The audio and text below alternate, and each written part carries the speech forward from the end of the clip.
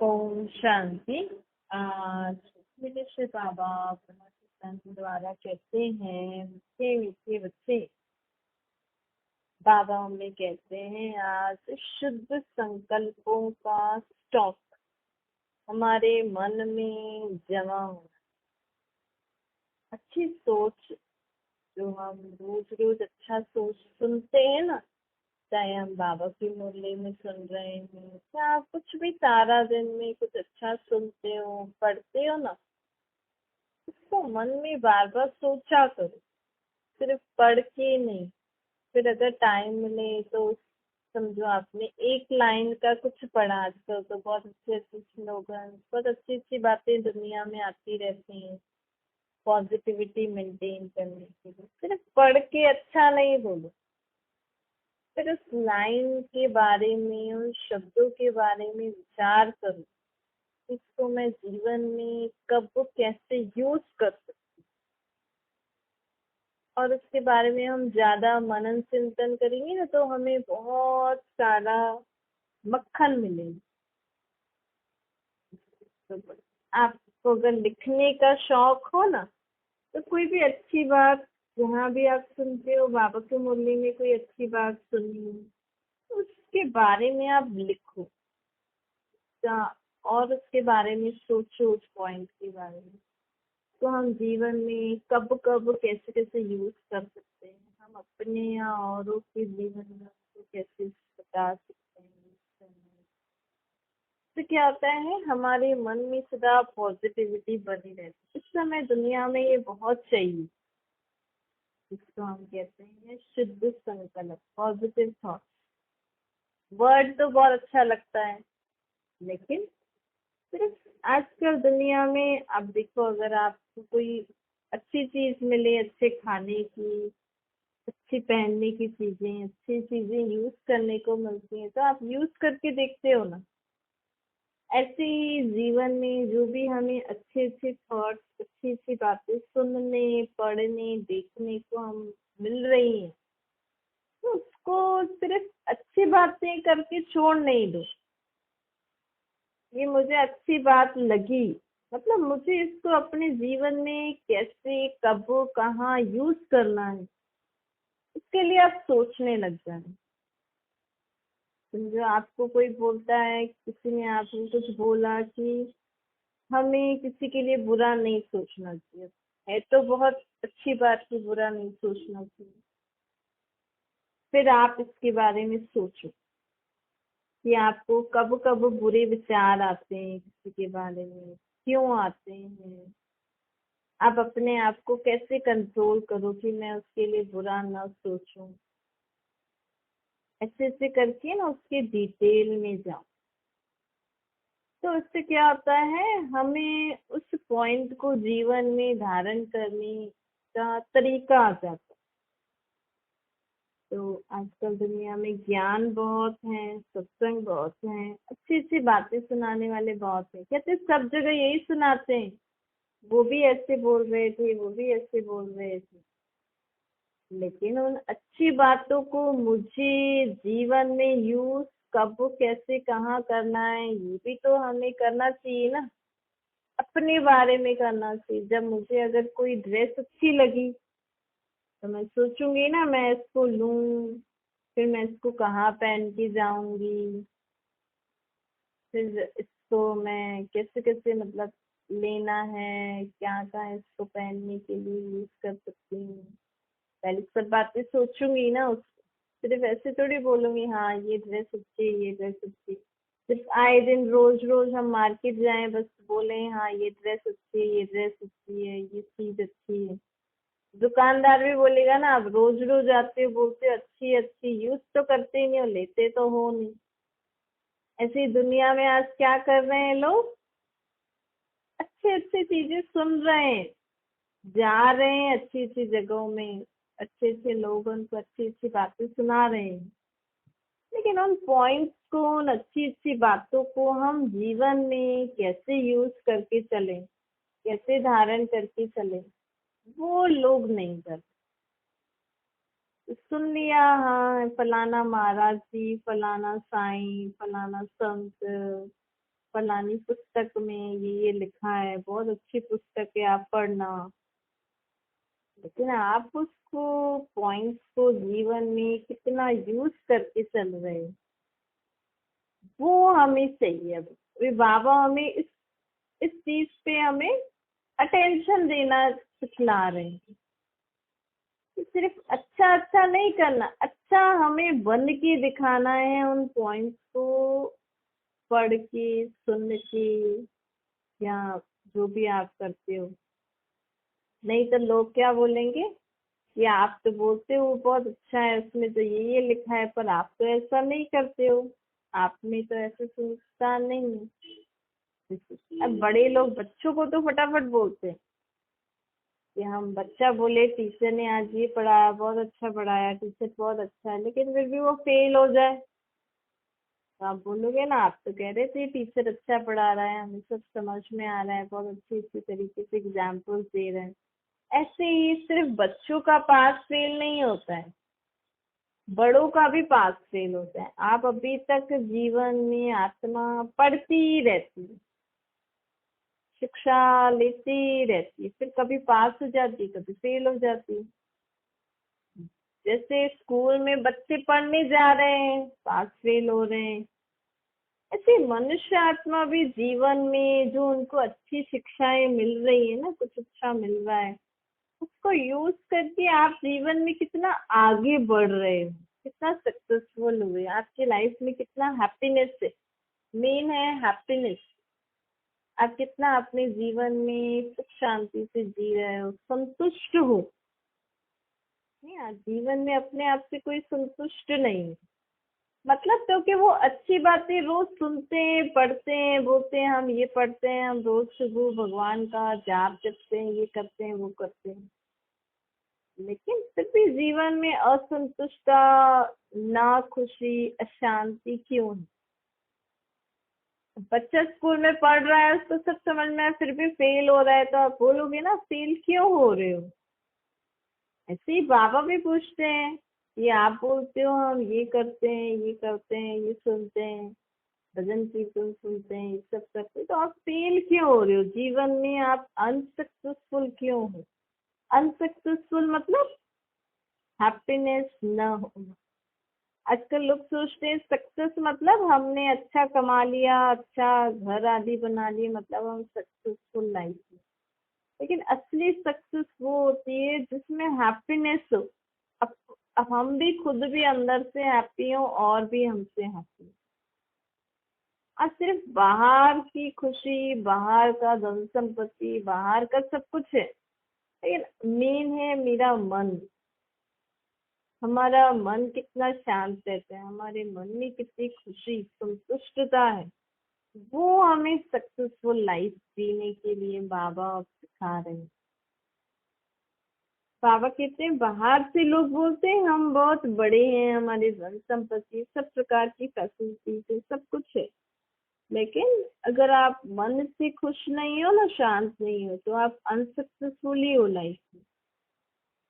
वो हमें बाबा बताने आए हैं कि जो भी आप अच्छी अच्छी चीजें दुनिया में सुनते हो, पढ़ते हो, या मैं जो तुम्हें सुना रहा हूँ, क्योंकि कई लोग बोलते हैं ना, बाबा भी कई बातें सुनाते हैं ना, तो कई लोग बोलते हैं सब जगह यही सुनाते हैं, फलाना संत सन्यासी भी यही बोलता है, वो भी ऐसे ही सुनाते, सब एक ही तो है। तो बाबा भी हमसे पूछते हैं ना, भाई अगर मेरी बातें तुम्हें और भी कोई सुना रहा है मेरी दृष्टि, तो तुम्हारे जीवन में संतुष्टता, खुशी, शांति क्यों नहीं है? रीजन क्या है? क्योंकि वहां हम सिर्फ सुनते हैं, उसको यूज करने का तरीका हमें कोई नहीं सिखाता।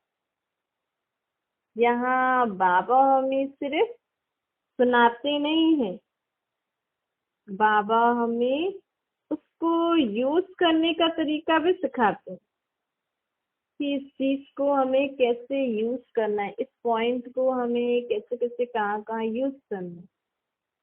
तो बाबा हमें कहते हैं कि आप सदा शुभ भावना, शुभकामना पर रखो अपने मन में। बाबा ने आज हमें ये शिक्षा दी। तो शुभ भावना, शुभकामना रखने से क्या होगा? शुभभावना, शुभकामना। कोई मुझे गाली दे रहा है, मैं उसके लिए शुभभावना, शुभ कैसे सोच सकता हूँ? उसके लिए बाबा हमें कैसे शिक्षा देते हैं कि सदा ये सोचो कि आप भी आत्मा, वो भी आत्मा, आत्मा आत्मा भाई भाई। दूसरी शिक्षा हमें बाबा देते हैं, अगर आपको कोई बुरा बोल रहा है और आप उसके लिए शुभ सोचो, उसके लिए बाबा हमें कहते हैं सदा ये सोचो कि मेरा हिसाब किताब किससे हो रहा है, वो मेरा भाई अभी तक बुराइयों के वश है, तो आपको उसके प्रति दया आएगी, क्षमा भाव आएगा, तो आप उसके लिए अच्छा सोचोगे। ऐसे ऐसे बाबा जब आत्मा का पाठ पढ़ाते हैं तो बाबा की हर शिक्षा को धारण करने में हमें बहुत सहज हो जाता है। फिर मैं भी आत्मा, वो भी आत्मा, हम दोनों भाई भाई। ऐसे बाबा हमें कहते हैं आप सदा मन से ईर्ष्या और द्वेष को विदाई दो। अब सुनने में कितना अच्छा लग रहा है ना, लेकिन आप सोचना कि हमें बाबा कह रहे हैं ईर्ष्या द्वेष को विदाई दो, तो मुझे किसी से ईर्ष्या है, पहले तो ये चेक करना है तो क्यों है, और उसको खत्म मैं कैसे कैसे कर सकती हूँ। मुझे ही करना है, मुझे उसका तरीका आ जाएगा। आपको, आप जब ऐसे अंदर विचार करोगे ना तो आपको आ जाएगा। फिर आप अपने आप को चेक करना जीवन में कि अब मैंने ये अब अपने मन में तय कर लिया कि मुझे ईर्ष्या नहीं करनी है। जब भी मुझे ईर्ष्या होगी तो मैं मन में क्या सोचूंगी, बाबा को याद करके आप ऐसे प्लानिंग करना। फिर आप देखना, आपको कभी भी मन में किसी के प्रति ईर्ष्या आएगी ना, तो आपको ये जो हम पढ़ाई आप पढ़ोगे ना अभी कि मुझे ईर्ष्या क्यों आती है, इसको खत्म करने का तरीका, ये आपको उत्तर उस समय याद आएगा, फिर आपको ईर्ष्या नहीं होगी। इस रीति से हमें अपने मन में क्रोध आ रहा है तो आप चेक करो मुझे क्रोध कब कब आता है, क्यों आता है, इसको खत्म करने का क्या उपाय है। इसे बाबा को याद करके हम एक एक चीज अपने अपने अंदर डीप स्टडी करेंगे, रूट में जाएंगे उसके, तो हम सभी ऐसे बुरे स्वभाव संस्कार आदतों से छूट सकते हैं। इम्पॉसिबल नहीं है। आज लोग बोलते हैं कैसे छूटे हैं हम क्रोध से, ऐसी ऐसी बातों से हम तो कर करके थक गए हैं। मन को कैसे शांत करें, आप मन में देखो, आप 1 मिनट देखो आपके मन में क्या क्या विचार आ रहे हैं, फिर आप अपने आप से बातें करो बाबा को याद करके कि ऐसे विचार काम के हैं नहीं है तो मैं ऐसा क्यों सोच रही हूँ, फिर मुझे ऐसा नहीं सोचना। फिर बाबा को याद करके मन में शक्ति धारण करो। ऐसे ऐसे करके ना हम अच्छी अच्छी चीजों को अपने अंदर धारण कर सकते हैं। जैसे स्टूडेंट कोई भी चैप्टर होता है उसमें अलग अलग तरीके के क्वेश्चन पूछते हैं ना, ताकि वो चैप्टर पूरा अच्छे से लर्न हो जाए। ऐसे ही हमें भी अपने जीवन में अपने आप से ही क्वेश्चन करना है कि मुझे क्रोध क्यों आता है, कब कब आता है, इसको खत्म करने के क्या क्या उपाय हैं। अब जब भी कुछ ऐसा होगा और मुझे क्रोध आएगा तो मुझे क्या सोचना है, पहले से ही आंसर प्रिपेयर करके रखो। तो सिर्फ छोटे बच्चे स्कूल कॉलेज में पढ़ाई नहीं पढ़ी जाती, अभी भी आप हायर स्टडीज में आ गए, आप बड़े हो गए तो आप लाइफ में पढ़ाई पढ़ रहे हैं। तो लाइफ में अगर हम हमारा मन शांत और खुश है मतलब हम अपने जीवन में पास। अगर अगर हम हमारे पास धन संपत्ति है, घर बार अच्छा है, सब कुछ अच्छी चीजें हैं, लेकिन मन शांत और खुशी नहीं है, मतलब आप अभी भी अपने जीवन में पास नहीं हुए, अभी भी फेल हो। तो अभी हमें फेल थोड़ी होना है, भले हम 2 रोटी और दाल खाएं नहीं, लेकिन मन में खुशी और शांति तो होनी चाहिए ना।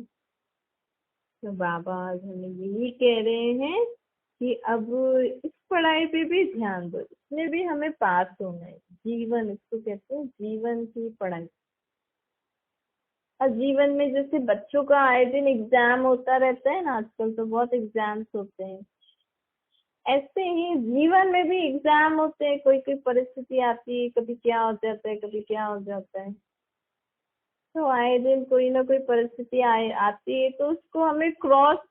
अब आप इतना भक्ति करते हो, इतना भगवान को याद करते हो, तो पता भी तो लगे ना भगवान हमारे साथ है या नहीं है, या हमारी भक्ति ठीक है या नहीं है, या वो मदद कैसे करते हैं वो भी तो पता लगे।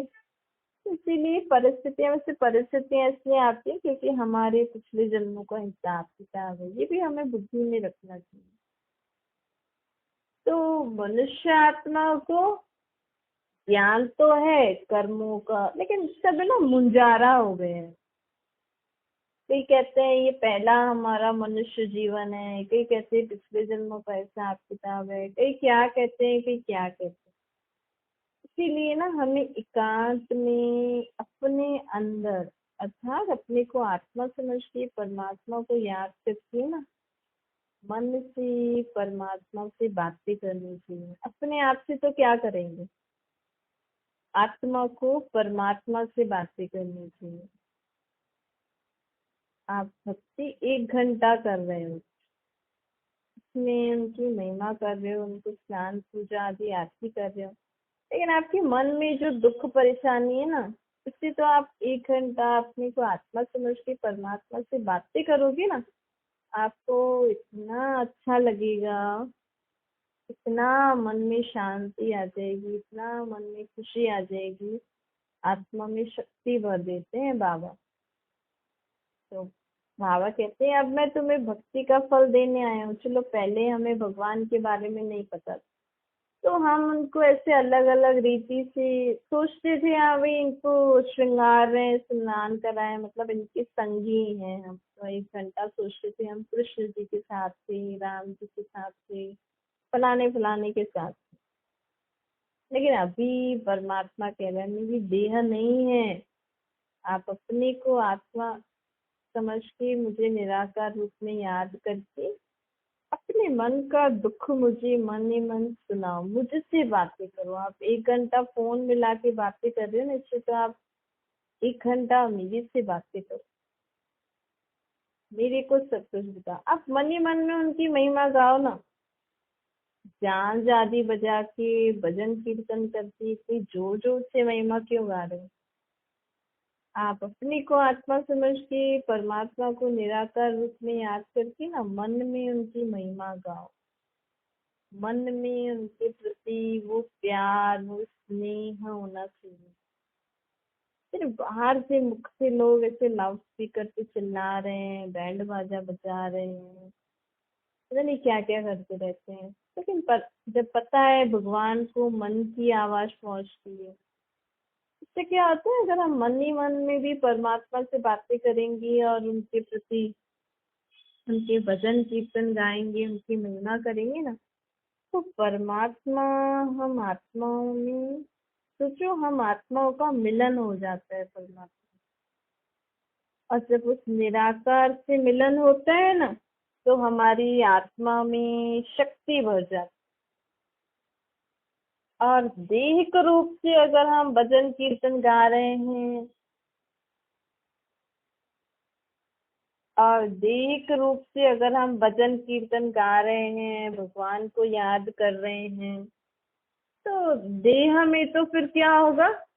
अगर आप सोचो आप सत्संग कर रहे हो, किसी का अभी भजन कीर्तन कर रहे हो, तो क्या होता है, देह के रूप से अगर हम ऐसे बैठ के गाते हैं करते हैं ना, तो कभी कोई आएगा, कभी कोई आएगा, कभी किसी के कपड़े दिखेंगे, कभी किसी की शक्ल दिखेगी, कभी नाम रूप दिखेगा, कभी दिखेगा ये बहुत अच्छा गा रही है, अच्छा नहीं गा रही है, कभी आपको किसी ने कुछ उल्टा सुल्टा बोला वो दिख जाएगा, तो वो बातें याद आ जाएंगी।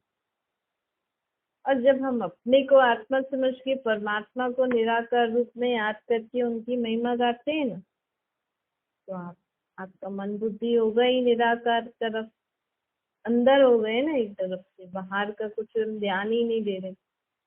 तो वो मन जल्दी लग जाता है। और उससे क्या होता है, एक बार परमात्मा से आपका मन लग गया ना उनके साथ, तो परमात्मा की शक्ति आपकी आत्मा में आएगी। इससे हमारे जन्म जन्मांतर की पाप भस्म हो जाते हैं, विक्रम भस्म हो जाते हैं, आचरित भाव संस्कार भस्म हो जाते हैं, विकार भस्म हो जाते हैं। हमारी आत्माओं में बाबा शक्तियों गुणों ज्ञान से हमें भरपूर कर देते हैं। जैसे ना प्राप्ति कितनी है, तो बाबा हमें ये कहते हैं कि आप ऐसे मुझे याद करो, क्योंकि अब समय ये है।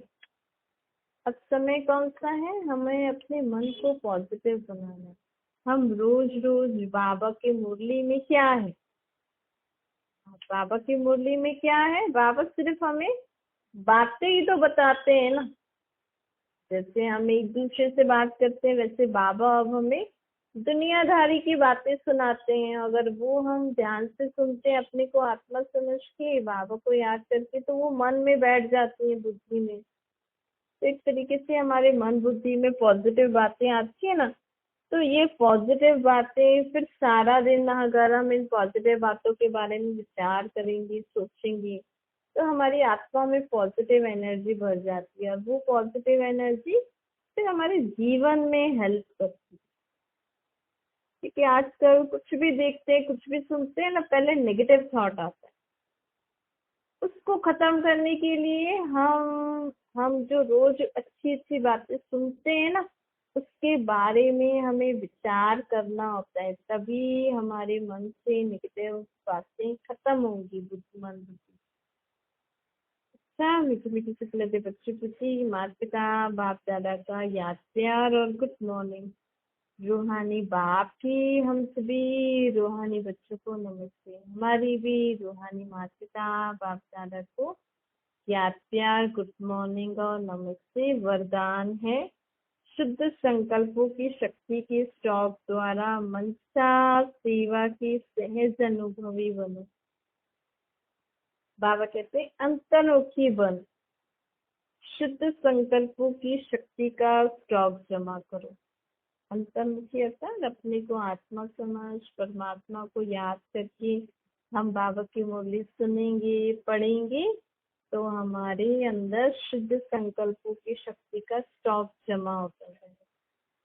कहते हैं ना बच्चों को भी कि मन से पढ़ाई करो, मन बुद्धि को लगाओ। क्यों? क्योंकि हम जब भी कुछ सुनते हैं, पढ़ते हैं ना, तो वो स्टोर मन बुद्धि में होता है। अगर मन बुद्धि में और बातें होंगी ना, तो हम कुछ सुन भी रहे हैं, पढ़ भी रहे हैं, लेकिन वो स्टोर तो हुआ ही नहीं। इसलिए हमें यहाँ मन बुद्धि, क्यों? क्योंकि हमारी आत्मा में मन बुद्धि होता है।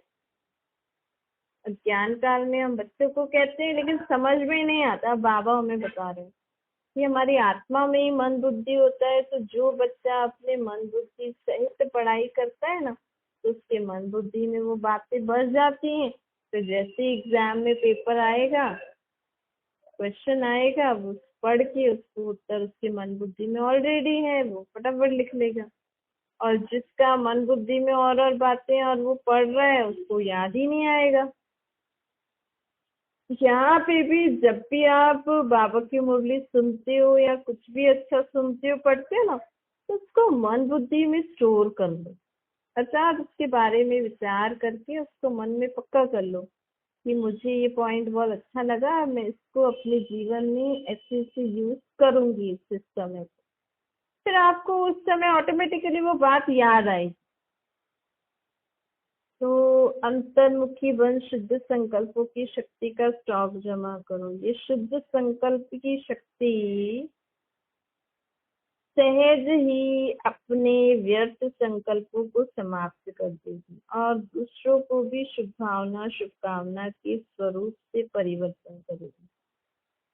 शुद्ध संकल्पों का स्टॉक जमा करने के लिए बाबा रोज रोज हमें मुरली में पॉइंट्स देते हैं।